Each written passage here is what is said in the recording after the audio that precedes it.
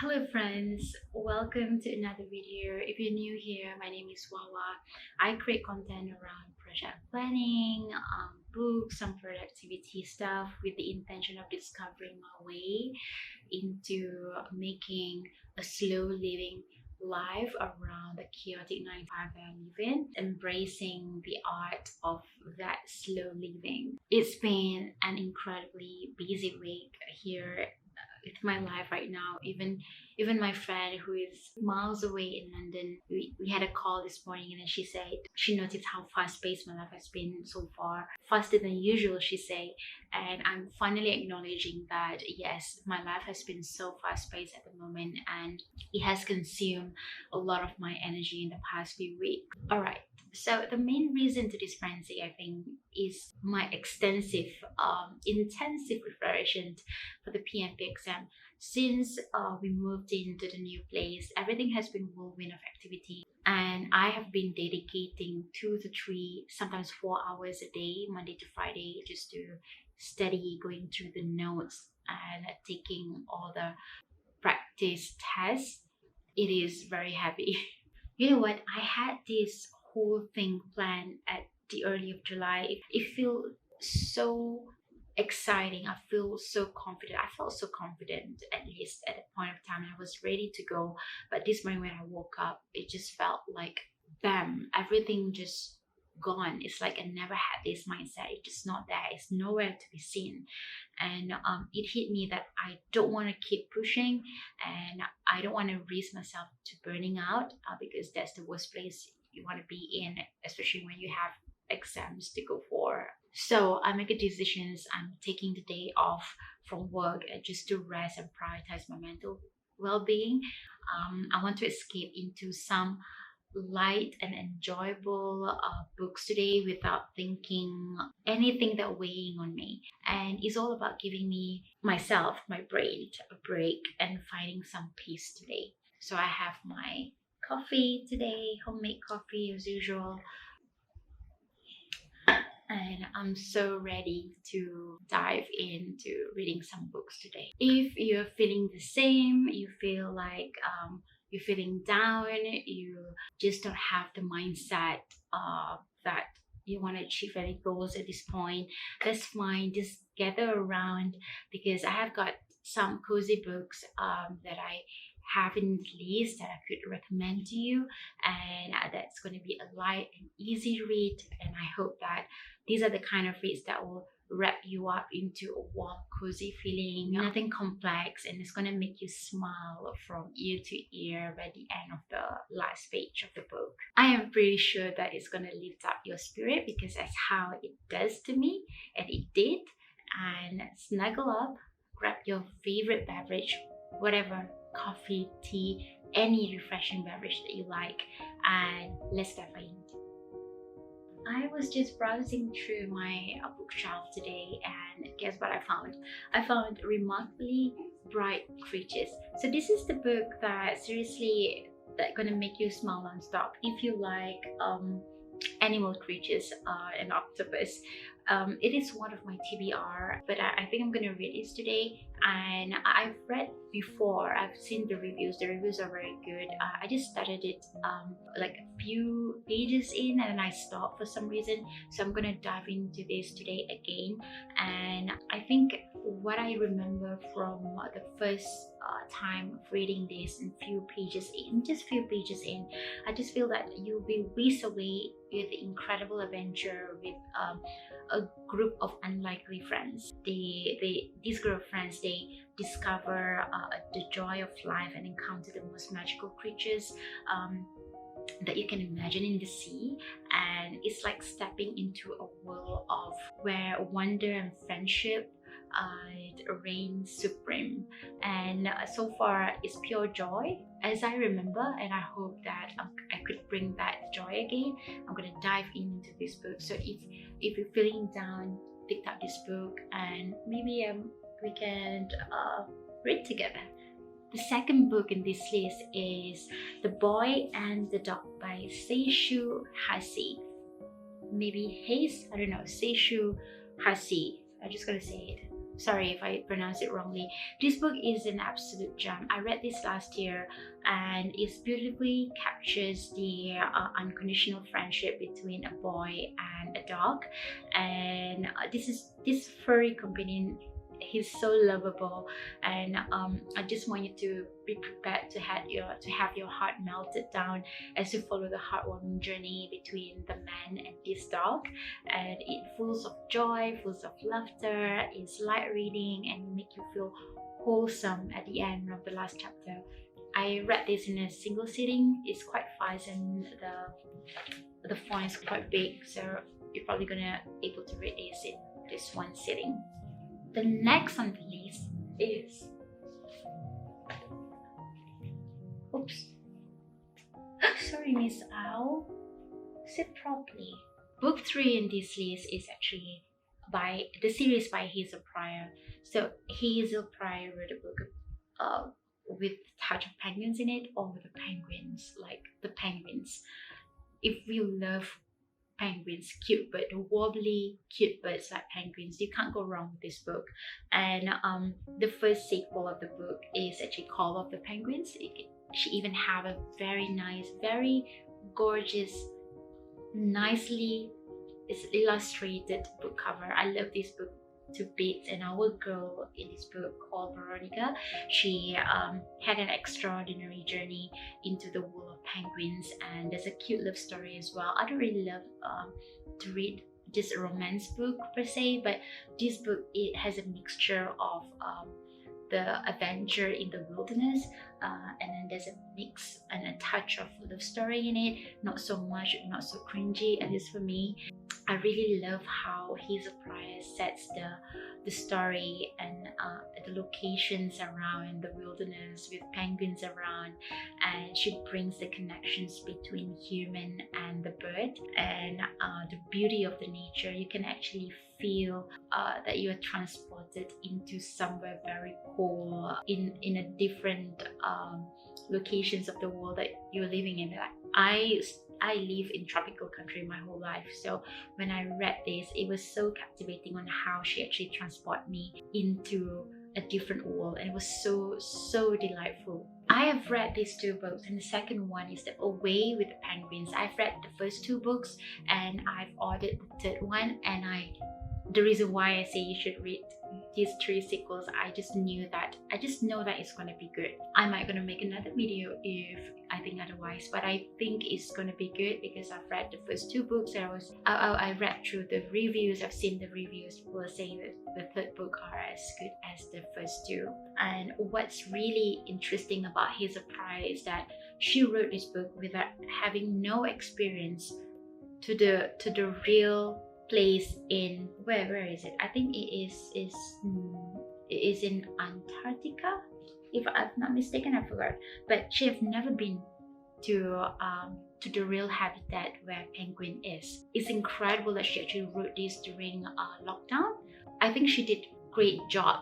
Yeah, like it's really good. So technically, book number 3 is actually 3 books. So that brings us to the next number of the list, which is book number 6. I have another trio of cozy and light readings that are going to guarantee you to smile by the end of the last page. And these 3 books are actually written by the same person, TJ Clunes, and it is not a sequel, it's not a series. So the first one in the list is actually The House in the Cerulean Sea. I love this book to bits, and I think I've talked about it like all the time whenever I speak to someone about a wholesome book. And this is an absolute delight when you read through this book, because it just helps you to blend away effortlessly into whimsy, hearty, and a touch of magic. And the plot of this book, we have our guy named Linus Baker. I think it's Linus Baker. Yeah, Linus Baker, who works with the government in the Department of Magical Kids or Youth, and they oversee these magical people in this world that TJ Kun created, and they are categorizing some group of magical people who are dangerous and a threat to the society.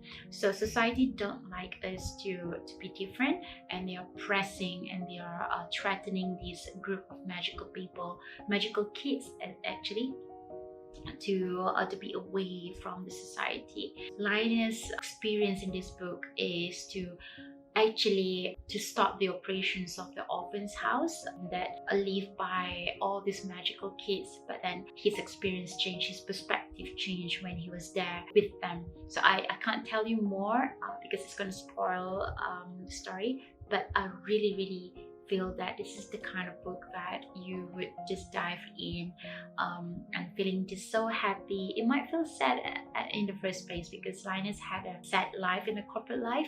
So if you like me, you're living in a corporate life, a rat race and chaotic life, a corporate 9 to 5, and you just want to escape from it, and I think this is the kind of book that you want to dive in. And next up, let's dive into the magical realm of Under the Whispering Door by TJ Klune. So there's another book that he wrote, and because I really love the House of Mystery and Sea, so I straight away picked up this book, and I had it in hardcover. How much I love this book because I even have the book tagging across the pages of the quotes that I feel resonates to the events, the scenes in the story that I want to remember. And I really love this book to bits because when I flicked through the first few pages, I just quickly transported into a different world and experienced how comforting it is as I left the last pages. I've read the last pages, it just left me smiling. So our guy, I don't remember what was the character, I think it was Milo, who lives to help the dead meets a man who died, and this person learned how to live. I think the guy named, or the boy named Milo. But anyway, this is a good book for a cozy, warm feeling. If you feel just not enough TJ Klune story, but you feel like you don't want to dive into too much magical realism vibe and you're a sci-fi lover, you can choose to read In the Lives of Puppets. I picked up this book during my birthday last 2 months. This is a little bit different than the other two books because it has a sci-fi sprinkle of sci-fi elements in it, but at the same time still magical, and it's not the typical sci-fi story that's heavily loaded with facts, science information in it. But our character Victor Lawson, yes, Victor Lawson, who was brought up by a fatherly inventor android named Giovanni Lawson. They live in a forest, like in the branches of trees, hidden and safe. Together with them is this sadistic nurse machine, a small vacuum desperate for attention and love. These two characters are very funny. This nurse machine, she's actually a nice person, but she has all this sarcasm and she's really mean in a funny way. And small vacuum that runs around and just tries to suck all of the rubbish that he could see. He has this character, lovable character, that he loves attention, he loves external validations. They are all living together happily, hidden and safe from the society in this world. And then one day Victor salvages an unfamiliar android called Hap. That's what the label was, HAP. It turns out to be the dark past of his father Giovanni. And Victor doesn't know that he's the only human on Earth. And the rest of it I can't tell because it's gonna spoil the whole story. But I read this during my birthday. It makes me super duper happy. It has a heaps of magical touch in it. It has a heaps of reminder, and it's been delightful to see how TJ Klune bring out the reality of how human could destroy our own world with our own creation because of our selfishness. So it sounds tragic, but it's actually very wholesome, very lovable kind of story.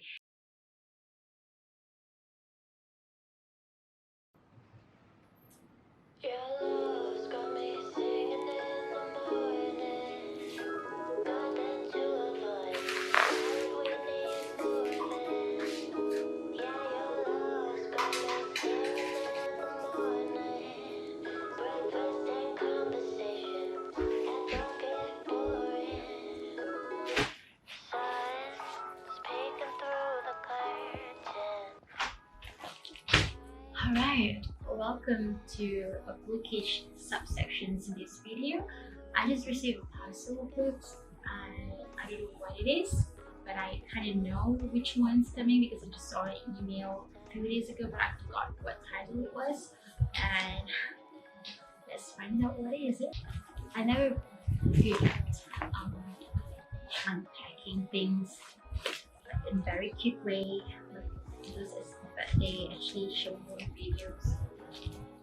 Let's just be real. I can't.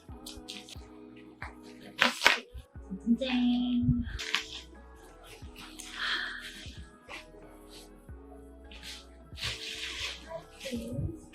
Oh, this is the book that I ordered from Kinokuniya.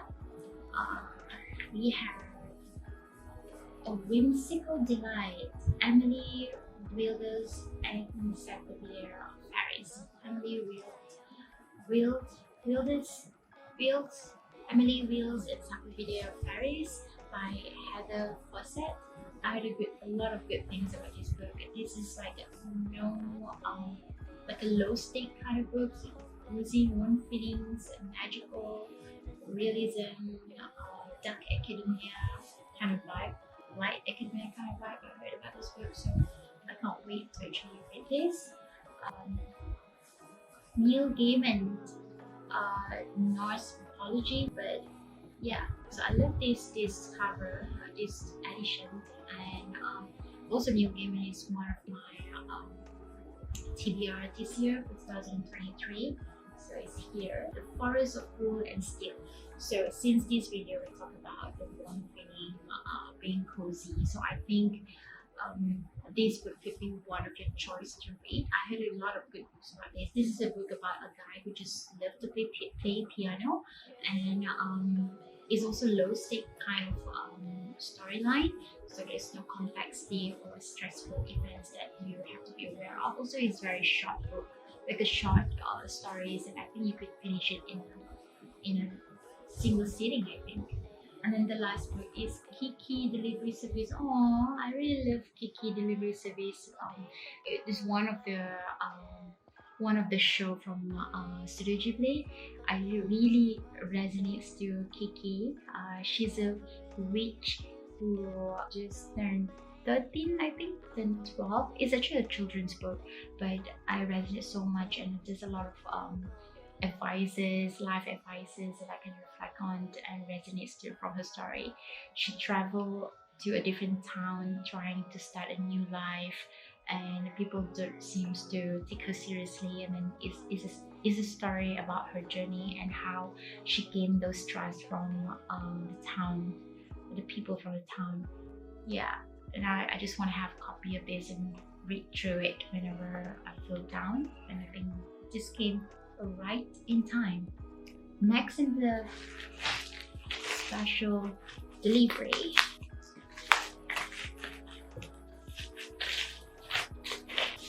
I just have the patience. Oh, I think I remember where I got this. This book is not a new book. This is not a first-hand book. This is the pre-loved book that I ordered from a local bookstore that sells second-hand books.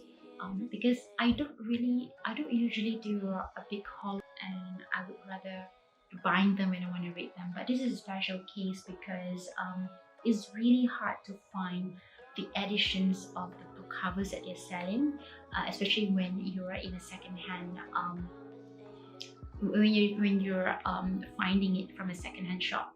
So this book is The Foundling. Yeah, you can tell it's actually a second-hand. Some of the prints are missing. It just wear off. Is The Foundling by Stacey Halls. I think this is historical fiction about two women bound by a child and a secret that will change everything. So these women, she left London, and then she was looking for a little girl, I think her daughter or something. But yeah, I probably need to read this properly. So this is one book. This is so beautiful cover. If given that this is a second-hand book, and then you can see some of the prints are missing now, it's just gone, but it's still in a good condition. So this one. Second in the list is V.E. Schwab. I have one V.E. Schwab book that's still in my TBR, which is The Invisible Life of Adele Rue or something. What was that? So this is V.E. Schwab, The New Witch, also in the line. Oh my god, can you, I didn't know when I first ordered this book. I thought it's just a second-hand book. I just love the cover. I didn't realize that this is my first ever book copy that has this print on the side. I've seen people who have this kind of books edition on their bookshelf, but I don't think I was able to find one here, and I got it. But this is like a rare find, and I got this in less than 20 ringgit, I think. So if you convert it, if you're not from Malaysia, you probably get this for $5. And then the next is Sprinters of Scarlet. Also got this book cover. Alright, the last on the list from my book haul is The Confession. So Confession by Jessie Burton. Look how beautiful the cover is. She never failed to have a beautiful cover. I have read few of her books, and my first book of Jessie Burton is The Miniaturist. I find that the illustrations of the book cover is really close to what she described, how she described the story, and I was hooked with the way she tells.